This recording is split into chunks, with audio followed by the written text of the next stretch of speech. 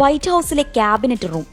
President ട്രംപിന്റെ അരികിലിരിക്കുന്ന state secretary Marco Rubio ആളാകെ അസ്വസ്ഥനാണ്. ദീർഘവൃത്താകൃതിയിലുള്ള മഹാഗണി മേശയ്ക്ക് എതിർവശത്ത് നിന്ന് ഡോജ് മേധാവി ഇലോൺ മസ്ക് ഘോരഘോരം പ്രസംഗിക്കുന്നുണ്ട്.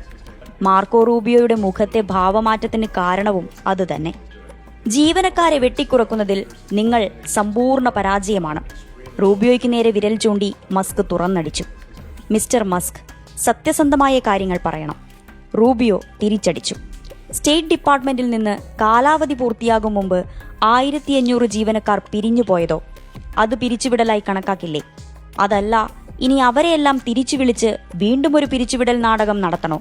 റൂബിയോ രണ്ടും കൽപ്പിച്ചാണ്. രംഗം വഷളാകുമ്പോഴും പ്രസിഡന്റിന് കുലുക്കമില്ല. കൈകെട്ടി കസേരയിൽ നിന്നനങ്ങാതെ ഒരു ടെന്നീസ് മാച്ച് കാണുന്ന പോലെ അയാൾ എല്ലാം കണ്ടുകൊണ്ടിരുന്നു.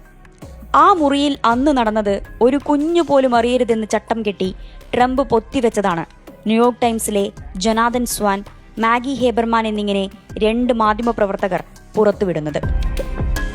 ട്രംപ് ഭരണകൂടത്തോട് ഡെമോക്രാറ്റുകളെക്കാൾ അസ്വാരസ്യമാണ് നിലവിൽ റിപ്പബ്ലിക്കന്മാർക്ക്.